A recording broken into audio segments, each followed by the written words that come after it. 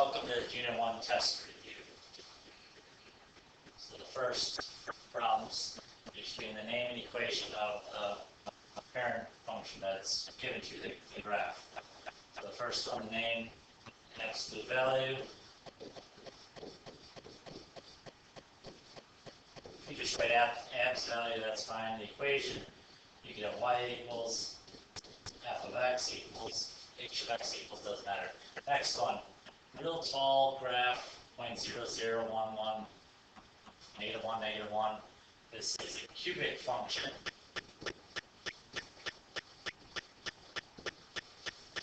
Cubic function.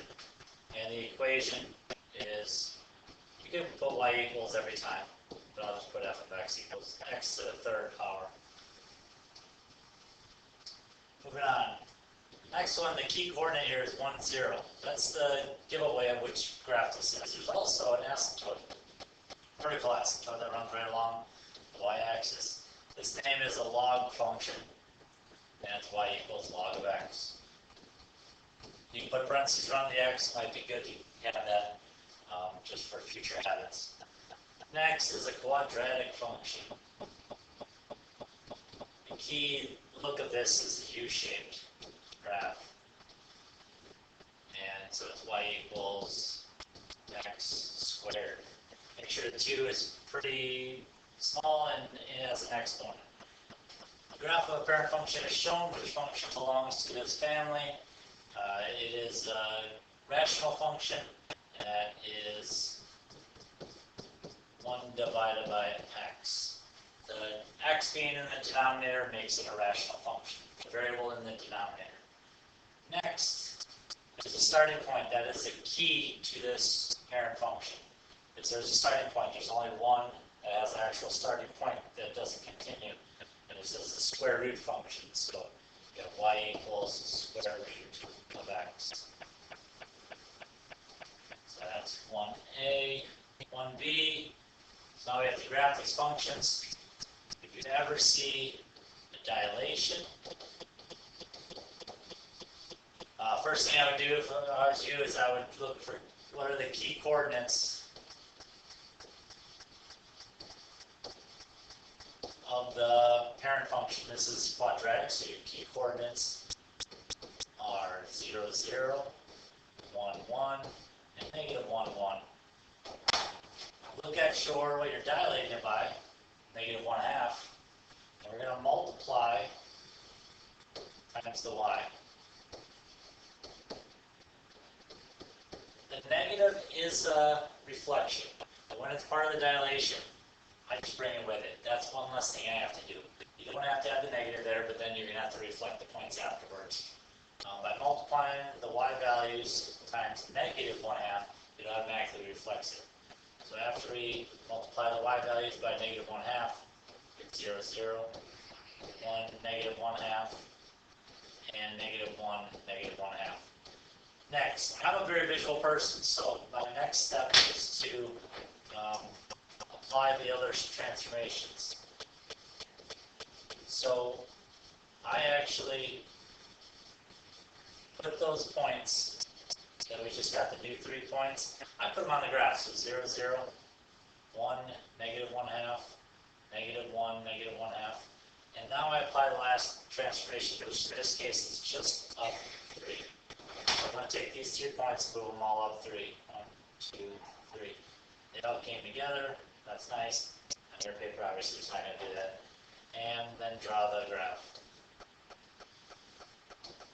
That's it. On number 8, it's an absolute value function. So we have 0, 0, 1, 1, -1, 1. And there's no dilation. It's a v. We're going to move it up 1, up 3. So each point's going to go left 1, and up 1, 2, 3. So your new coordinates should be right there. Draw your v because it's the absolute value. Know that absolute value, there should be points through the diagonals everywhere. So you could keep on that 1 to the left, 1 up, 1 to the right, 1 up, all the way through. Moving on. function next. Log function, parent function of log, has an asymptote running right down the y-axis. Log function also goes through 1, 0. You have a tough time remembering that log has LO, but it also looks like 1, 0. 1, 0. Run right, the tail, the bottom of it runs right along the y-axis, the asymptote, and then it curves up to the right. That's the parent function. Now we need to apply the transformation. So left 1, down 4. So we go left 1. And when you go left 1, the asymptote actually goes left 1 also. So left 1, down 1, 2, 3, 4. And the point 0, 1 or 1, 0, it's always in the middle of the curve. So we always look for the middle of the curve. So the middle of the curves, look for right in the middle. That's where that point's always going to be. So this is what the graph should look like. Should be at 0, negative 4. Alright, next for number 10, we have a dilation again. So I'm going to look for my key coordinates. It's a square root function which has a key coordinate 0, 0 and 1, 1. We're going to take that 1/4, multiply by the y value. So that becomes 0, 0 and 1, 1/4. Plot those points, 0, 0 and 1 up 1/4, just a little bit. Now we need to apply the rest of the transformations. So we have left 1, up 3. So left 1, and up 1, 2, 3. Obviously your points aren't gonna travel like together like that, but you should just look for a very shallow, flat, pretty flat graph right there. Moving on. Write the equation of the following graph. Alright, so let's start off with rational. This isn't the easiest one, but really we can get through this. I see it's a rational, it's 2 parts of the graph. So rational functions, the top right part starts at 1, 1, and it looks something like this. The bottom is at negative 1, negative 1, and it looks something similar to this. So you're looking at the 2 different parts of the graph. If you see, they'll slide over and they'll overlap pretty well. What you're going to do, all I do, is I focus on one of the parts of the graph. I'm going to focus on this top part. That top part is going to overlap. You just have to look at one part of the graph because the other part automatically moves with it. So we look on what the given part here, and where on that graph is there a nice coordinate? Well, I see the nice coordinate where it meets the x and y, like 4, 2. It's a nice coordinate. No decimals, not in between intervals. That's 4, 2. So it's coming from 1, 1, and it's going to 4, 2. So it's going right 1, 2, 3, and it's going up 1. So right 3, up 1. So in the equation, I'm going to write f of x. Again, you can write y if you'd like. It's 1 over x, but with the x, to go right 3, you have to do minus 3. This means the graph goes right 3. And to go up 1, I put a big plus 1 next to it. So it's not mistaken that it's in the denominator. Now, to even be safer, you can put parentheses around the denominator, and now you can definitely tell that it's going right 3, and then the plus 1 is definitely not in the denominator. Alright, next problem, we have an exponential function. Exponential, typically the parent function goes through 0, 1. So in here, if I follow a nice point, then it'd be over here at 3, 2. So that goes 1, 2, 3, up 1. So right 3 again, up 1. So it's the exponential function. E is a number. You can write any number there you want above 1.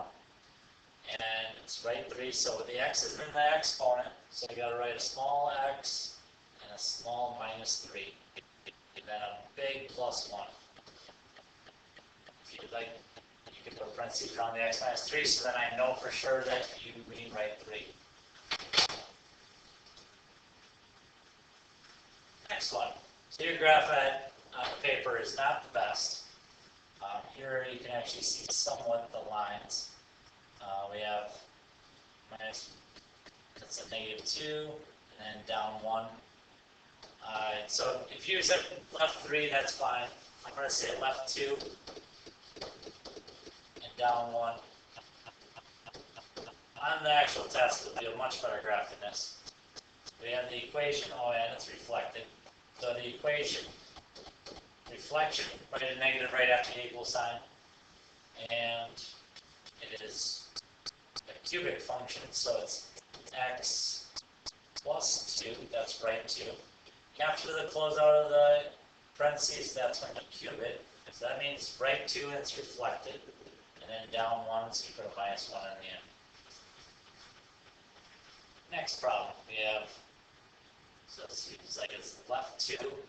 That point is here at 0, 0, by the way. I should talk about the last problem.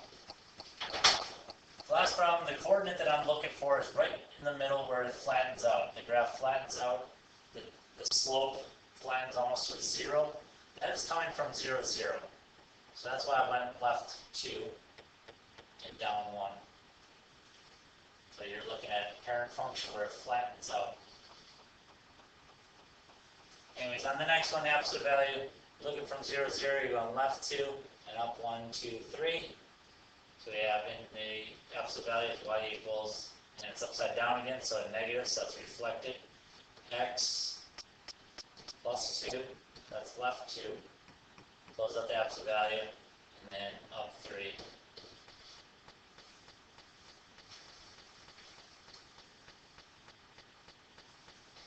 Now we just need to write in complete sentences. We have all the transformations. We have from this point here, that point is going to go, again, it's right where the graph, the slope definitely changes quite a bit. It's almost vertical right there. So I'm looking at it's reflected. So this is the cube root function. In your sentence, I'm not going to write this all out, but in your sentence, you write it's a cube root function, reflected. It's reflected across the x-axis. Then it looks like I'm left 1, 2, 3, and up 1. I would like you to try to write complete sentences. If you saw my paper in class, and it was complete sentences. Number 16, we have, it's a quadratic function, dilated by 2. It should be like a scale factor of 2. And left 1, and up 3. Again, I'd like you to have it in complete sentences. 4 times, I'm just not doing it here. Number 17, we didn't really talk about this much. On my paper in class, I wrote this as a log function. It is an exponential that's reflected across the y-axis. I didn't talk about that in class. So if you say it's a log function, that's fine. There'll be a much clearer graph on the test. So this is an exponential. It is reflected across the y-axis.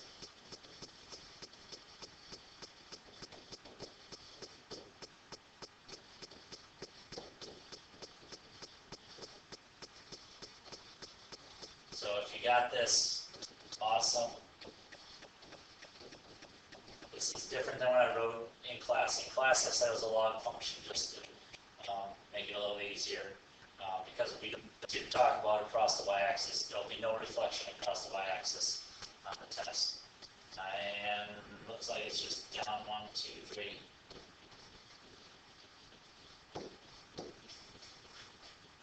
Alright, number 18, we have a reflection. It is a rational function. It's a reflection. That's a negative after the equal sign. And we have right 2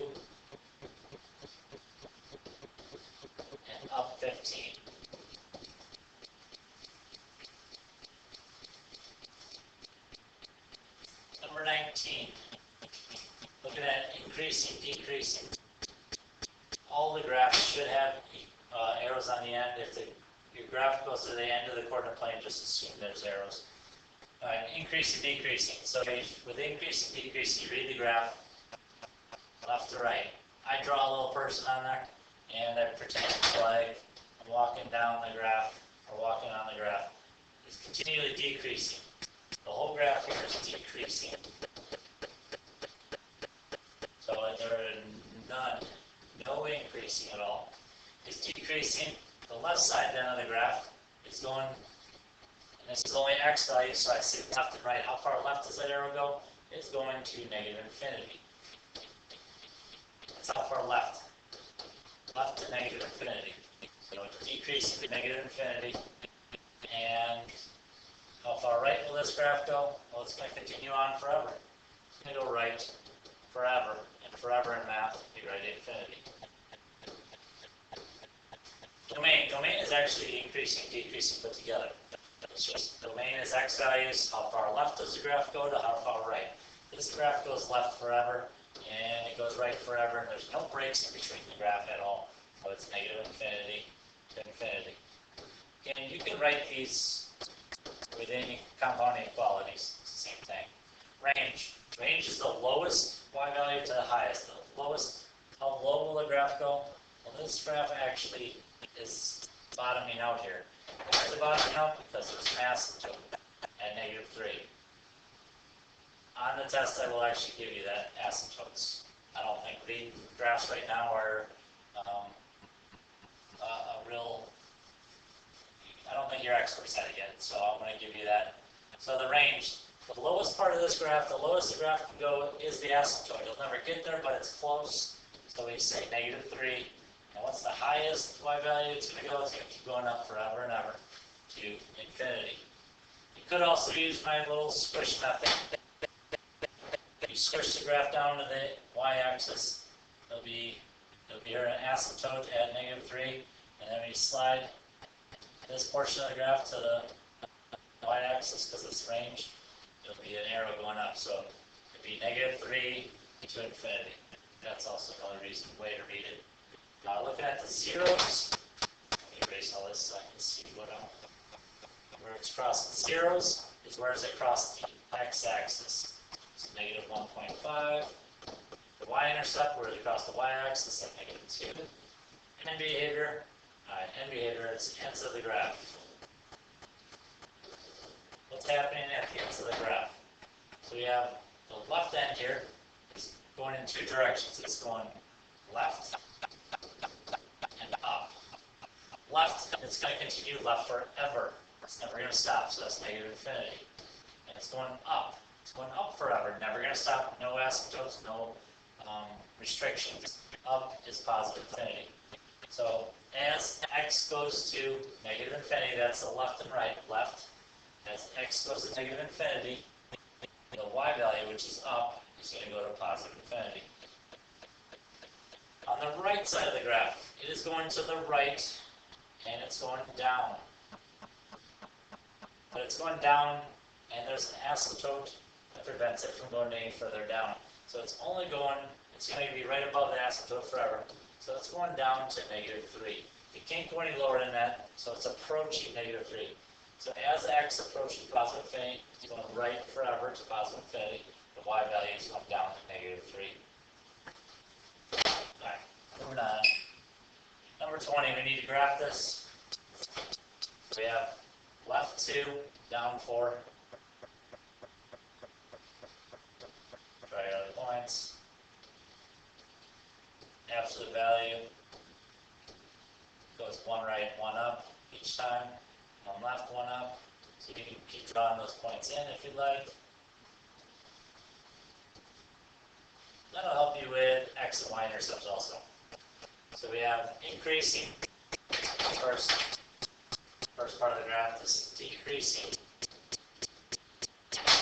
Second part of the graph from left to right is increasing. Yeah. And I always label the x value of where it stopped decreasing or increasing. And that's at negative 2. Don't care about the y value with increase and decrease.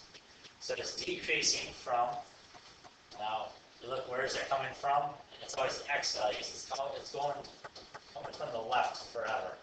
And left is negative infinity. It's coming from negative infinity, and it stops decreasing negative 2. Put parentheses around it. It's increasing. It starts increasing at negative 2. And it's going to go to the right forever. Right and left, that's x values. It's going to go right forever to infinity. Domain is actually put these two together. Domain is how far left to how far right will the graph go. It goes to the left for negative infinity. It's continuous all the way through. Keeps going to the right infinity. So negative infinity to infinity. The range. The lowest y value is right here at the bottom of the V. There's no part of the graph that's lower anywhere. So that's at negative 4. So you can also slide it over. The y value is at negative 4. And you can slide the whole graph, make the V, squish it all down to the y-axis, and redraw it on the y-axis. It'll look like this. It'll be negative 4 to, it increases to positive infinity. Both sides do. Doesn't matter. You pick one. At negative 4, there's an actual closed point there. When you have a closed point, that's a bracket. When it's an open circle, where it never actually touches it, never gets there, like an asymptote, or infinity or negative infinity, that's a thought theory. It's not an actual number. And parentheses. 0, it crosses, looks like it crosses at 2 and 1, 2, 3, 4, 5, negative 6.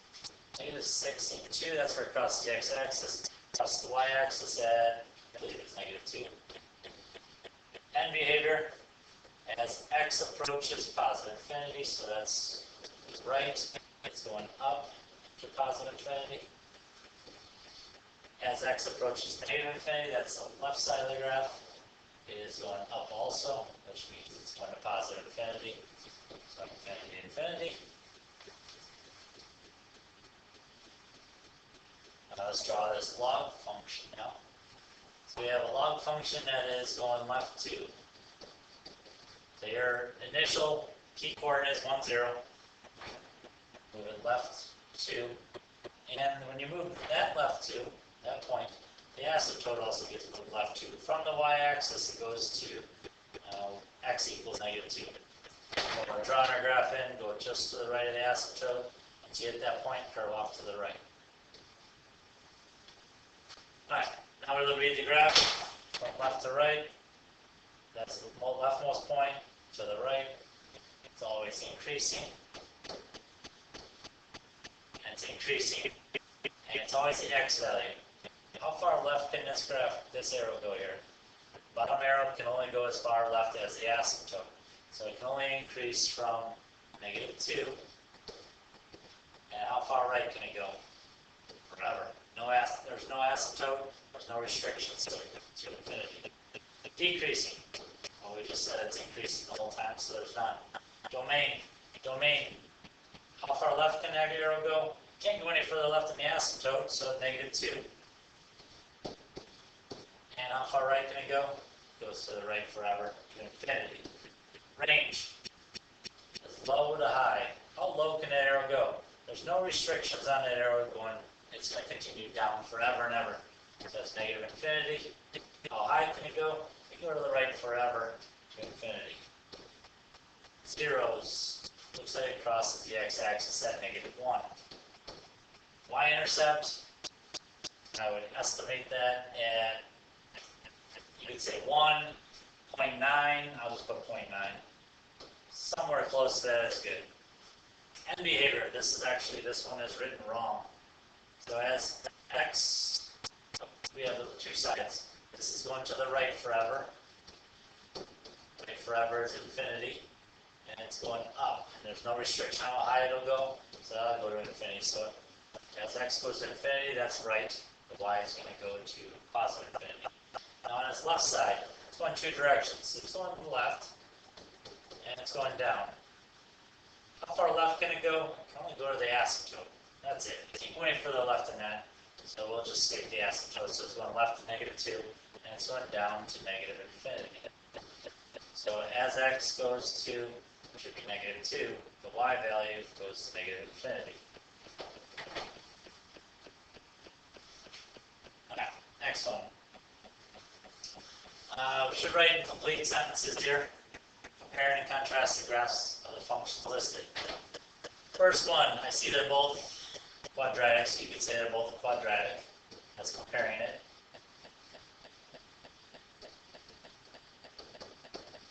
And they both have dilations.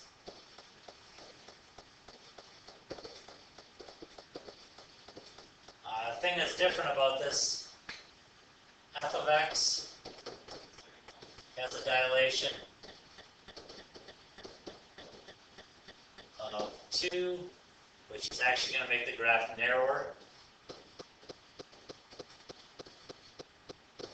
Narrows the graph, and g of x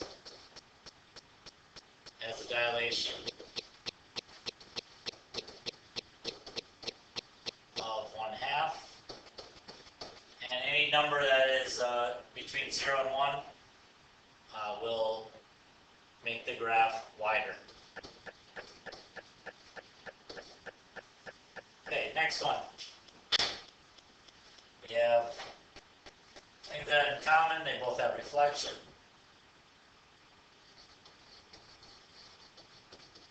That's in common. The thing that's different, this is the first f of x means left 4. Second, the g of x means up 4. That's the difference. So, alright, next one. Circle all that apply which of the following functions have a range of 4 to infinity. So I'm thinking range. So you're thinking on a graph. 1, 2, 3, 4. So the whole graph is above the line. So the graph is all up there, nothing down here. So I'm kind of thinking, which ones has a shift up 4? This is a linear function. That is up 4. This is up 4. That is left 4, so no. This is up 4, and up 4. So right now we just eliminated one of them. So now we just have to think parent function and graph. We haven't studied anything with linear functions, but if you do a linear function, it would be just a line like this. The range, it would continue way below -4, so that can't be right. Next one, the graph would look something like this, up 4, so that is correct. Range is above. Next one, that would be a quadratic. Range is 4 and above. Next is the absolute value. It's very similar to quadratic. The range is at 4 and above. Infinity. A log function. There we go. Up 4 from 1, 0. 1, 2, 3, 4. And you draw the log function. Because all this stuff down here, the tail, it does not have a range. That has a negative infinity to infinity range. No. So it's just those 3. Alright. Over what intervals is the function decreasing? Function is decreasing from, so this is increasing here, and decreasing in the second portion. So it's decreasing, and I always take the x value, don't care about the y with increasing, decreasing, but it's decreasing from -2 to infinity. -2 to infinity is here. You do have to be careful. There's potential more answers. So you're looking at any interval that's between -2 and infinity. Negative infinity, infinity, no. Negative infinity, -4, that would be to here, no. Negative infinity to -2, no, that's the increasing. -3 to 0. -3 to 0, that's increasing and decreasing, no. -2 to negative infinity, that's not even written right. That has to be switched around because it's a small number to big number. -4 to 0, -4 to 0, that is increasing and decreasing, so no. -4 to negative, again, that's written wrong. It's got to be negative infinity to -4. but that's not right. So there's only one answer here. But the reason why I'm telling you this is because number 26, there's more to it. So first look at the graph, continuously increases throughout. So you have negative infinity to infinity is where it's increasing. Because this is going left forever, this is going right forever on the right side. So that means pretty much any interval that's written, since it's negative infinity to infinity, that's all real numbers. Any interval that's written correctly is going to be right. If you have negative infinity to 1, that's negative infinity to 1. That's increasing. Negative infinity to 0. Negative infinity to 0. That's increasing. Slowly, but it's increasing. Negative 3 to 0. So negative 3 to 0. Yep, that portion is increasing in interval. 1 to infinity. 1 slowly increases forever to infinity. 0 to infinity. So from 0, go all the way up. To the right, infinity, good. Negative 4 to 0. Negative 4 to 0. Yep, slowly going up. Negative 4 to negative infinity, that's got to be written the other way. That's not a correctly written interval, so that's wrong. So that's the only answer that's wrong. All right, hopefully you got something out of this, and you can come to class and rock this test. Yeah, please, if you have questions, please come see me. Thanks.